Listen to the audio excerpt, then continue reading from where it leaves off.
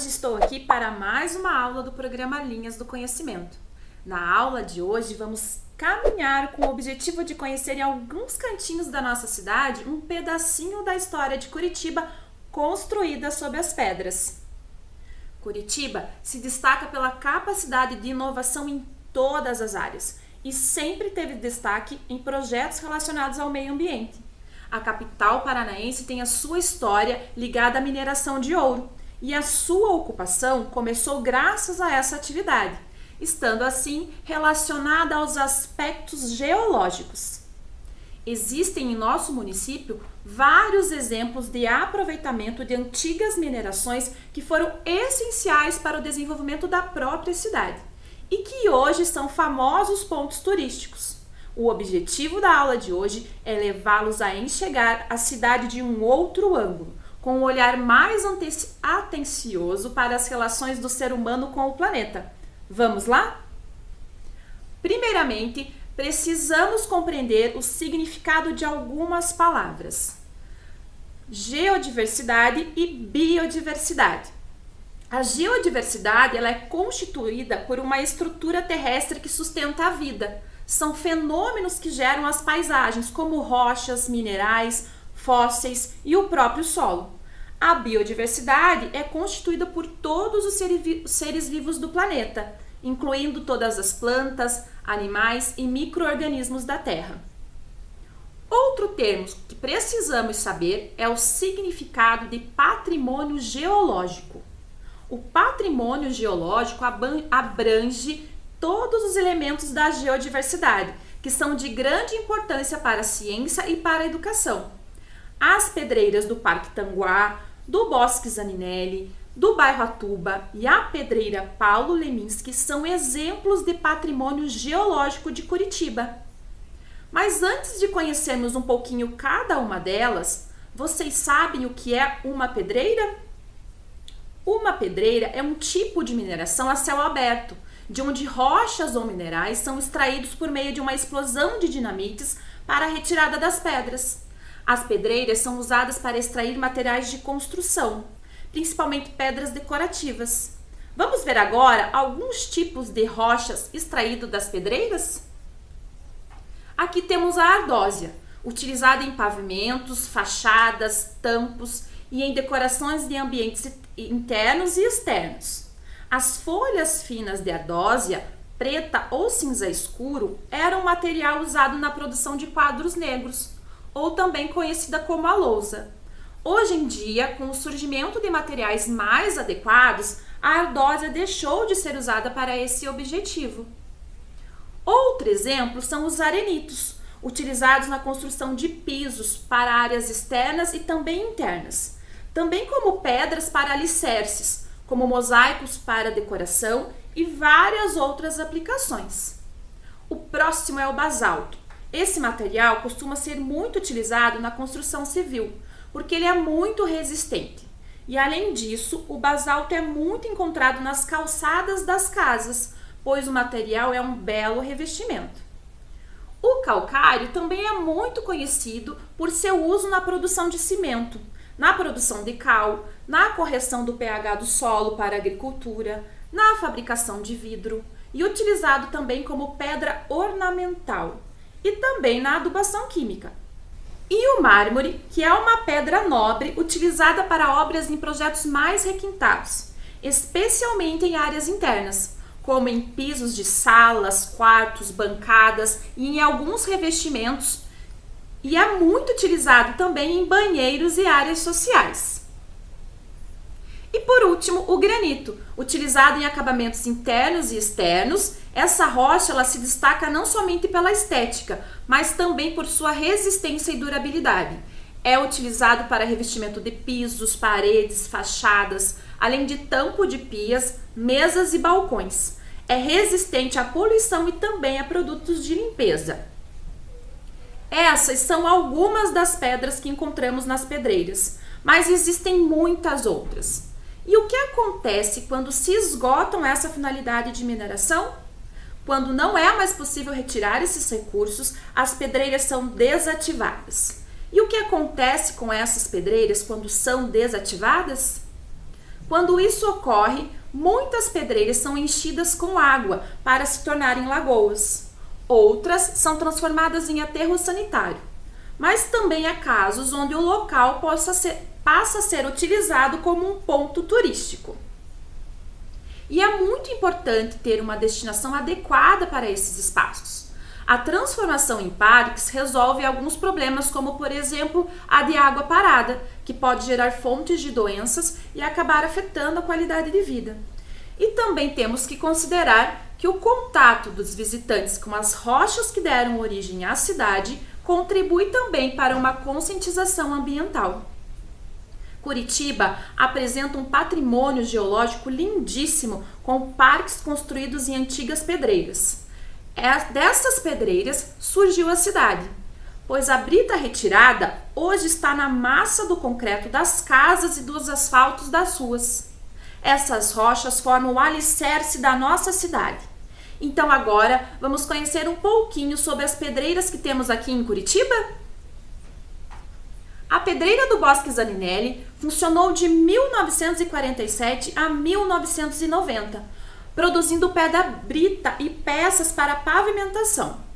Atualmente, o local apresenta bancos de granitos trazidos da Serra do Mar. A edificação em eucalipto conta com uma rampa em forma de espiral que permite uma vista panorâmica em meio à mata nativa do bosque. Todo o material de construção das instalações é reciclado, incluindo a madeira e os paralelepípedos, que foram aproveitados de obras anteriores. Em 1991, foi inaugurado neste local a Universidade Livre do Meio Ambiente, a Unilivre, originada a partir da recuperação daquela área que estava degradada. Neste momento, esteve presente o oceanógrafo francês e cientista marítimo Jacques-Yves Cousteau, um dos maiores defensores mundiais do meio ambiente. Na ocasião, ele mencionou nunca ter visto iniciativa semelhante à de Curitiba e que a ideia deveria ser copiada por todo o mundo. Naquele período, Curitiba passou a ser conhecida como capital ecológica. Vamos agora assistir um pequeno vídeo desse espaço?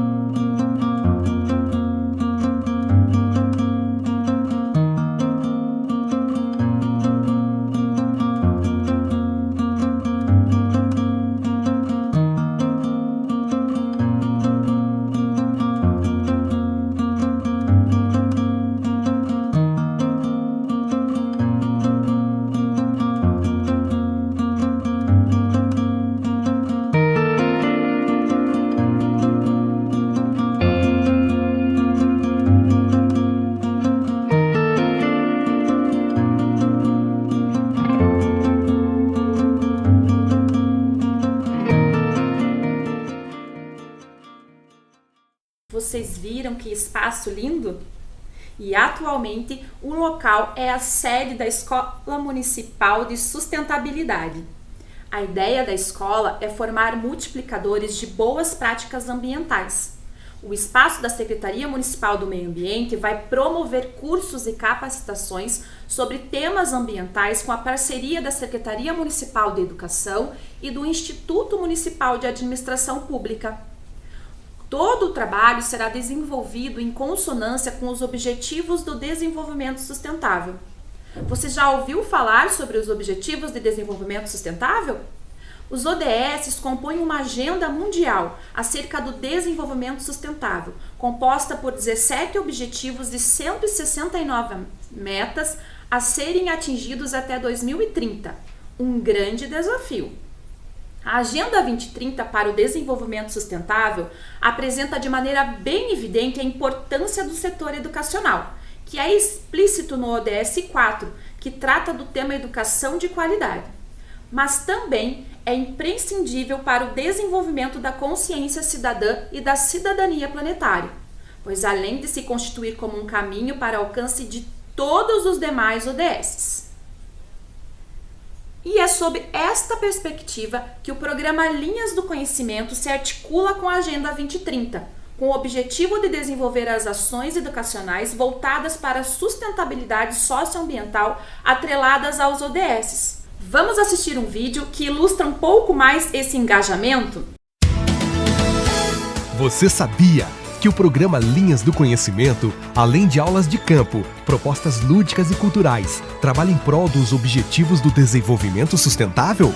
Pois é, nas escolas municipais de Curitiba são desenvolvidos projetos articulados a eixos fundamentais do desenvolvimento sustentável, preservação do meio ambiente e qualidade de vida das pessoas e do planeta. Por meio do trabalho com a agricultura urbana, busca-se contribuir com a erradicação da fome e garantir sistemas sustentáveis de produção de alimentos. Com o empreendedorismo feminino, objetiva-se alcançar a igualdade de gênero e o empoderamento das mulheres e meninas. No contato com espaços de educação ambiental, procura-se refletir sobre a manutenção e a preservação dos ecossistemas relacionados à água. E por meio do empreendedorismo sustentável, procura-se refletir sobre o crescimento econômico sustentado, inclusivo e sustentável para todos.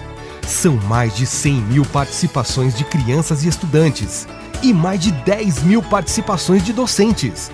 É Curitiba sendo sustentável. É a educação de Curitiba a favor do planeta. É o programa Linhas do Conhecimento, tornando Curitiba uma grande sala de aula. Vocês viram como o programa Linhas do Conhecimento está articulado aos Objetivos do Desenvolvimento Sustentável? Então agora vamos conhecer mais um local que surpreende por sua beleza. Este local é o Parque Tanguá. Inaugurado em 1996, o parque envolve uma área de um antigo complexo de pedreiras desativadas. O parque possui paredões de rochas e uma das atrações principais é o túnel, escavado na rocha. Dentro desse túnel tem uma passarela de madeira que leva os visitantes até um mirante. O Parque Tanguá também preserva áreas verdes próximas às nascentes do rio Barigui. O conjunto do parque inclui mirante, ciclovia, pista de corrida e também uma lanchonete. O parque também é fruto do reaproveitamento da antiga pedreira que estava destinada a ser utilizada como depósito de lixo. Boa parte do material extraído nesta pedreira, onde hoje resta o lago, foi o diabásio. O diabásio é uma rocha utilizada para uso em calçamentos. Vamos assistir agora um vídeo sobre o Parque Tanguá?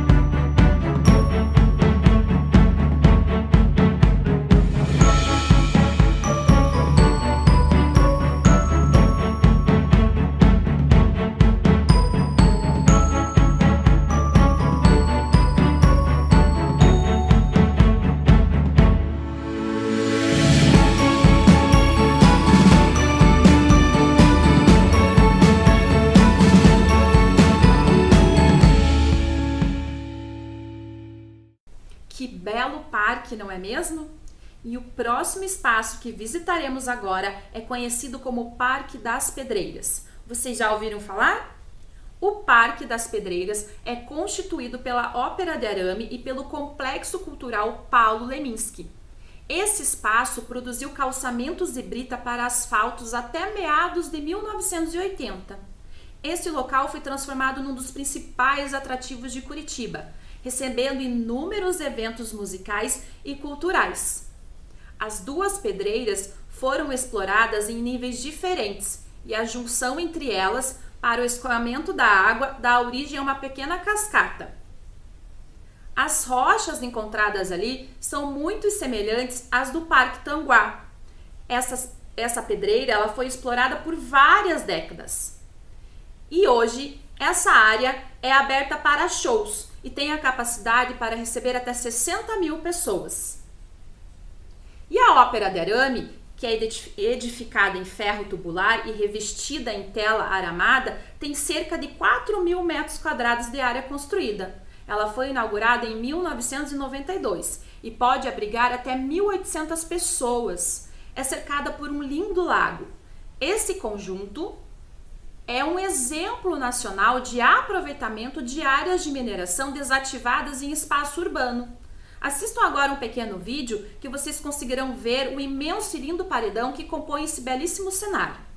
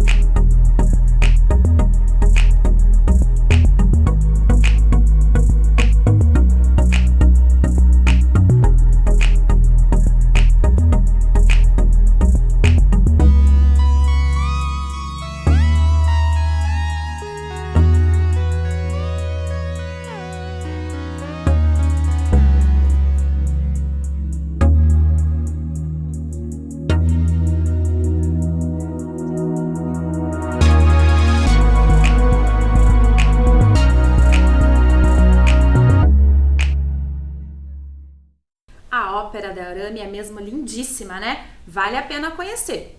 E a seguir, vamos conhecer mais uma pedreira. Esta pedreira está situada no limite de Curitiba com o município de Colombo e teve grande contribuição para a construção da nossa cidade e arredores. É a Pedreira do Atuba. A Pedreira do Atuba funcionou por décadas na extração de pedra brita, utilizada para a construção de estradas. Em função da localização muito próxima da cidade, espera-se que a transformação dessa pedreira em área de lazer ou ponto de visitação, já que ela se encontra ao lado do Parque do Atuba, com uma grande área verde preservada. Algumas vezes a pedreira também funcionou como um local de prática de escalada. Essa pedreira ela apresenta uma grande geodiversidade, pois nas rochas encontradas ali podem ser encontrados vários minerais. Quanta riqueza podemos observar nesses espaços, não é mesmo? E agora, eu gostaria de relembrar aqui o objetivo da nossa aula. Vocês lembram? O objetivo é levá-los a enxergar a cidade de um outro ângulo, com um olhar mais atencioso para as relações do ser humano com o planeta. Vocês conseguiram observar essa relação nesses locais que visitamos? Eu acho que sim. E será que podemos dizer que a cidade de Curitiba é feita de rochas? Vamos tentar visualizar um pouco mais sobre essa perspectiva? As calçadas da nossa cidade, os monumentos, muitos muros e até os meios-fios mais antigos são curitibanos, dada a abundância do granito, do diabaso e mármores no território do nosso município. Para ilustrar um pouco mais essa nossa cidade sob a ótica das pedras, trouxe para vocês mais alguns exemplos. O primeiro deles é sobre o início da pavimentação de Curitiba com os paralelepípedos de granito. Essa pavimentação se deu no começo do século XX, no calçamento da Rua Rio Branco. Os pequenos blocos começaram a vir de Piraquara e de Quatro Barras, com a construção da ferrovia. Hoje, quase todas as calçadas da cidade são feitas com esse granito. Podemos encontrar outro exemplo na Praça 19 de Dezembro. A praça ela foi criada em comemoração do centenário da emancipação política do Paraná, em 1953. Nessa época, foram instalados na praça monumentos em material rochosos. Nas mãos de Herbo Stenzel e Humberto Coso, os granitos que vieram do Rio de Janeiro e da Serra do Mar tomaram forma para representar o Paraná, que foi representado na estátua do homem nu, e a justiça, que foi representada na estátua da mulher nua. E o próximo exemplo é um exemplo bem curioso. Em muitos países, os cemitérios antigos também são pontos de visitação em função de seu conteúdo histórico, artístico e cultural. E o Cemitério Municipal de Curitiba tem registros da história do Paraná e também das variadas rochas utilizadas e as técnicas de cantaria e escultura funerária aplicadas em várias épocas. Mas o que é cantaria? Cantaria é uma pedra talhada em forma de sólidos geométricos para fins estruturais e ornamentais, para utilização na construção de edifícios e também pode ser construído muros. Os profissionais que talham essas pedras chamam-se canteiros. Na primeira imagem, temos um exemplo de escultura em mármore, realizada em Curitiba na década de 1960. Na segunda imagem, é utilizado mármore cinza, no túmulo do Barão do Cerro Azul, hoje considerado uma das maiores figuras na história do estado. E a terceira imagem é um exemplo de utilização do diabásio, muito frequente em túmulos mais antigos. E lá na Praça Osório também temos um exemplo. Temos o antigo relógio, que está instalado sobre um magnífico exemplo de cantaria paranaense. Em estilo neoclássico, ele foi entalhado em granito rosa. E na Praça Tiradentes, também encontramos vários monumentos importantes, todos construídos ou apoiados em rochas da região, a começar pelo antigo monólito, ponto inicial de referência histórica da cidade, construído originalmente em granito cinza. Representa a caracterização de Curitiba como vila em 1693. Apresenta a Cruz de Cristo, símbolo da Ordem Militar de Cristo.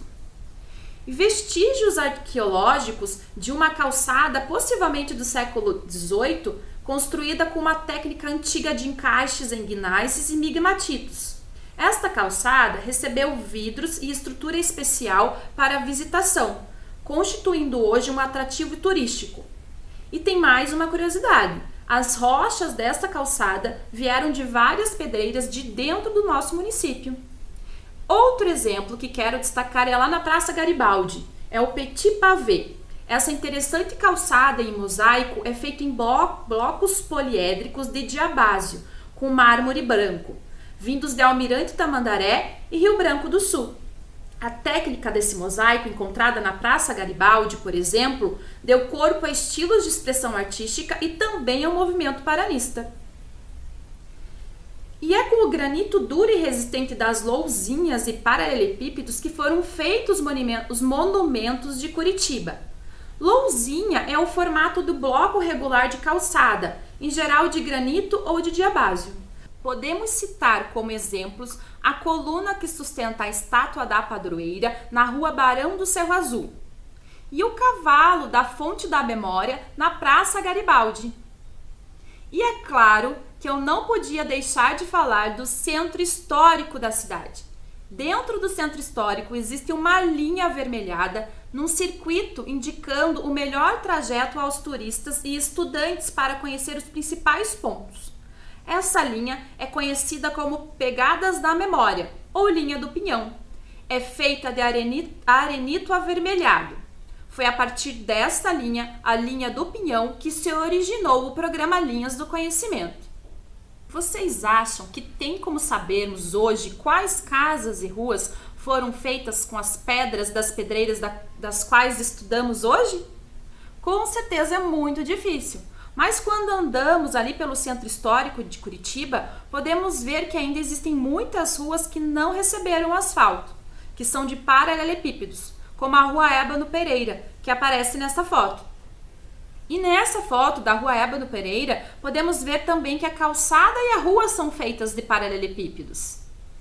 Além disso, andando pelo centro histórico de Curitiba, encontramos a Casa Romário Martins, que é uma das edificações mais antigas da cidade, construída no século XVIII. Ela era conhecida como Casa das Pedras, por ter sido construída com pedras. Dá para ver que o antigo bebedouro de cavalos, que aparece ali na foto também, assim como a Casa Romário Martins, também é feito de pedras. Nesse bebedouro, os tropeiros e colonos que vinham do centro da cidade davam água para os seus cavalos. Nesta foto, o bebedouro ainda tinha formato de taça e, para preservá-lo melhor, foi solicitada uma reforma pelo então governador-geral Manuel Ribas. Também temos a Casa Hoffmann. Esta casa, junto com a Casa Romário Martins, é uma das mais antigas de Curitiba. Nesta foto, podemos ver na soleira das portas os degraus feitos de pedra. Como podemos perceber, no centro histórico conseguimos observar várias construções antigas, que possivelmente foram construídas com rochas das nossas pedreiras ou dos arredores. Vamos assistir agora um vídeo sobre o centro histórico? O Centro Histórico de Curitiba, na capital do Paraná, conhecido como Largo da Ordem, representa o início da povoação de Curitiba, no século XVII. Localizado no centro da cidade, suas ruas de acesso são a Rua Doutor Claudino dos Santos e a Rua São Francisco, passando pela Travessa Nestor de Castro. Com antigas construções, ruas estreitas e calçadas de paralelepípedos, o Centro Histórico de Curitiba funcionam centros culturais, bares, restaurantes, lojas, museus e teatros.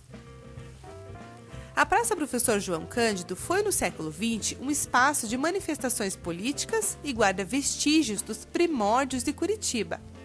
Nela encontram-se as ruínas de São Francisco, antiga igreja de São Francisco de Paula, demolida em 1913, restando lendas curiosas, como a de um túnel que liga as ruínas até Paranaguá, por onde o ouro dos jesuítas era levado até o litoral. A Rua Jaime Reis, que um dia já se chamou Avenida Cruzeiro, apresenta bons exemplos da arquitetura do início do século XX. Nela também está o antigo reservatório de água do Alto São Francisco, estrategicamente utilizado na época por ser a região mais alta de Curitiba.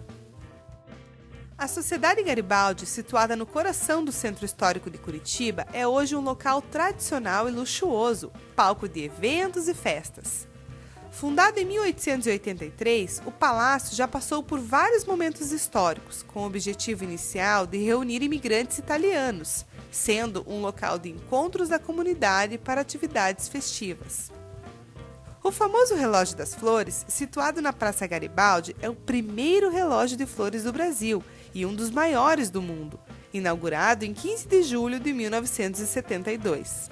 O Palacete Wolff, construído em meados do século XIX, era utilizado para reuniões e eventos sociais, passando a ser sede de diferentes organizações, como colégios, Polícia da Província, Governo do Paraná, Quartel-General, Câmara Municipal, Escola de Pintura e Violino e livraria.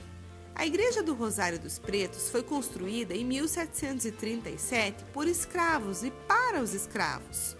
Mudou de nome ao longo dos anos e seu significado também sofreu alterações de acordo com os frequentadores que por ali passaram. A Igreja Presbiteriana Independente de Curitiba, inaugurada em 1934, tem sua construção com estilo neoclássico e é considerada um símbolo de separação entre a congregação brasileira e a norte-americana.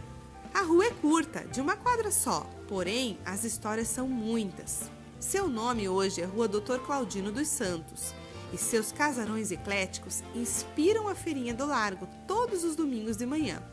Nessa rua também está a Casa Hoffmann, que hoje funciona como um centro de estudos do movimento, um espaço para a dança, o teatro, as artes plásticas e a educação. Essa casa foi construída em 1890 pela família Hoffmann. A Igreja da Ordem Terceira de São Francisco das Chagas, conhecida como Igreja da Ordem, é o templo católico mais antigo de Curitiba. Inaugurada em 1738, passou por algumas restaurações e seu nome foi alterado de acordo com os acontecimentos da época. Hoje a igreja abriga também o Museu de Arte Sacra de Curitiba. A Casa Romário Martins atualmente divulga e promove a história de Curitiba por meio de exposições e outras atividades. Construída no final do século XVIII, sua edificação ficou conhecida como Casa das Pedras e sediou atividades comerciais como armazém, açougue e peixaria. Em contraste com todas as arquiteturas históricas do Largo da Ordem, o Memorial de Curitiba apresenta linhas modernas numa concepção futurista. Em seu interior, diversas obras relatam importantes momentos históricos. E o palco e o teatro fazem desse lugar um espaço cultural de extrema riqueza.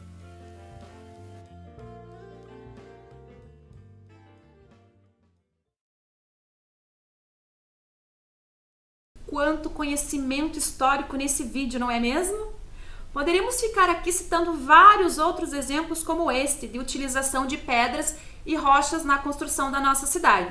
Mas o nosso tempo é curto e agora vamos para o momento da atividade.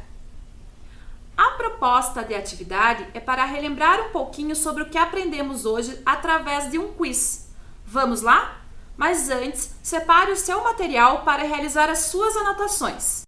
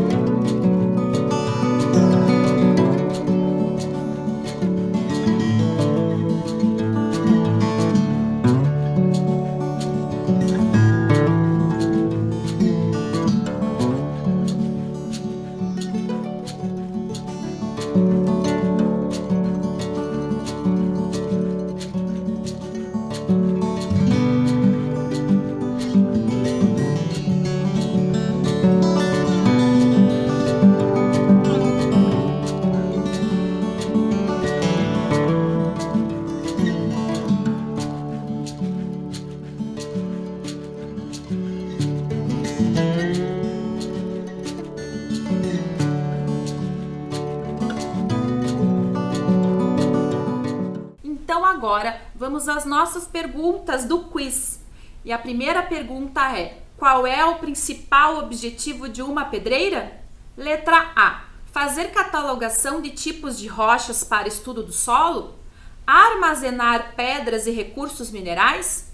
Extração de rochas e minerais para a obtenção de pedras que serão utilizadas em construção e outras funções? Vou dar um tempinho para vocês pensarem.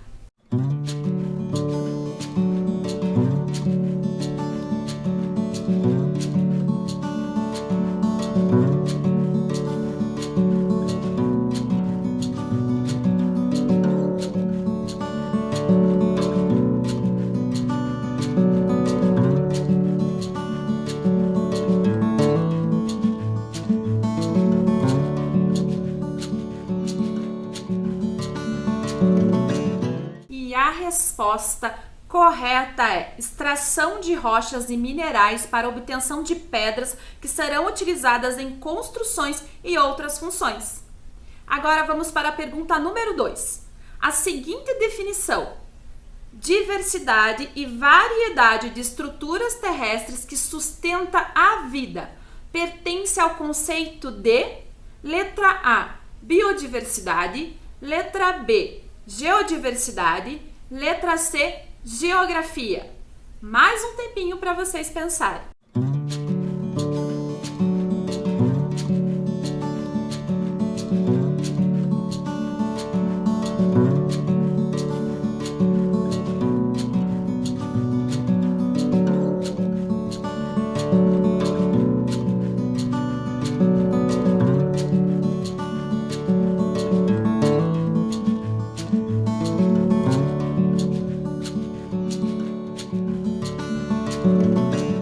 Esse conceito se refere à geodiversidade. Vamos agora para a pergunta número 3. Qual destas áreas de lazer de Curitiba foi construída em uma pedreira desativada? Letra A, Parque Tanguá. Letra B, Parque Tingui. Letra C, Parque Barigui. Letra D, Parque São Lourenço. Um tempinho para vocês pensarem.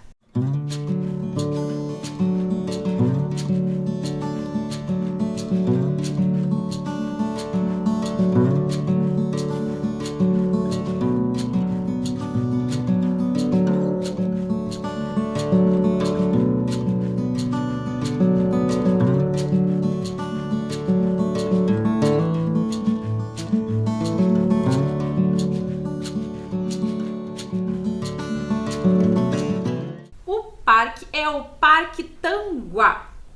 E agora mais uma perguntinha. Número 4. Assinale a informação incorreta referente à destinação adequada de pedreiras desativadas. Letra A. A transformação em parques não resolve alguns problemas, como, por exemplo, a de água parada, que gera fontes de doenças.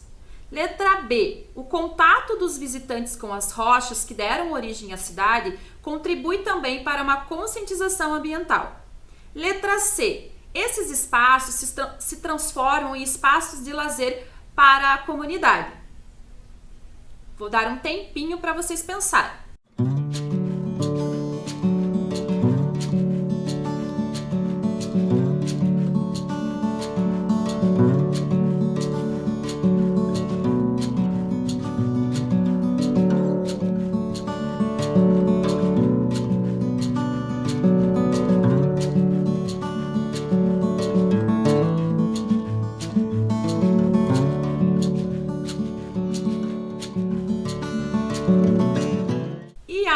Informação incorreta é: a transformação em parques não resolve alguns problemas, como, por exemplo, a de água parada, que gera fontes de doenças. Resolve sim, não é mesmo? E agora vamos para a pergunta número 5. Qual das alternativas não fazem parte dos exemplos citados na aula do uso de pedras e rochas em nossa cidade? Letra A, piso de vidro. Letra B, Praça Tiradentes. Letra C, Torre Panorâmica. Letra D, Cemitério Municipal. Essa está fácil, hein? Mais um tempinho para vocês pensarem.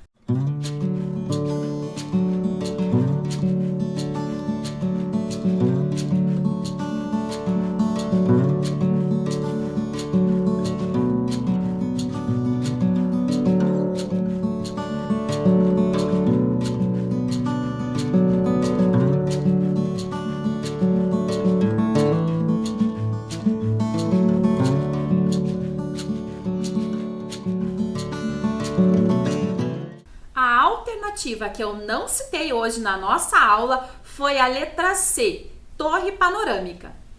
E agora a pergunta número 6. Essa calçada em mosaico que encontramos em nossa cidade é feita em blocos poliédricos de letra A, ardósia e arenito. Letra B, basalto e calcário. Letra C, diabásio e mármore branco. Letra D, mármore branco e calcário. Um tempinho para vocês pensarem.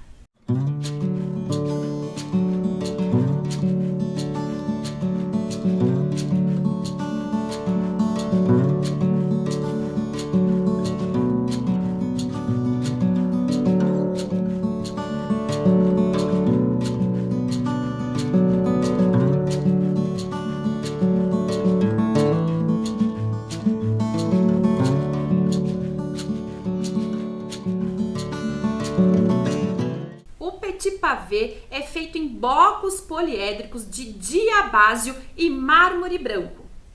Agora, vamos para a nossa última pergunta. Qual dos nomes citados abaixo não é uma rocha? Letra A, ardósia. Letra B, calcário. Letra C, mármore. Letra D, humus. Vou dar um tempinho para vocês pensarem.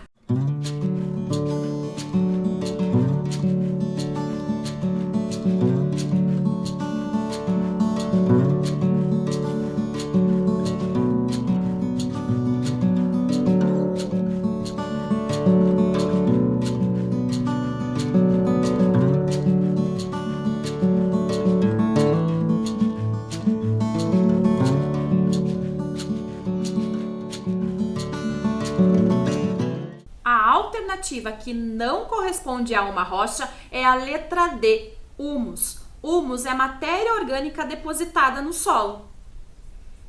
E agora, eu espero ter alcançado o objetivo dessa aula e ter levado vocês a compreenderem um pouquinho mais sobre a história de Curitiba construída sob as pedras. Nossa aula termina aqui. Até uma próxima!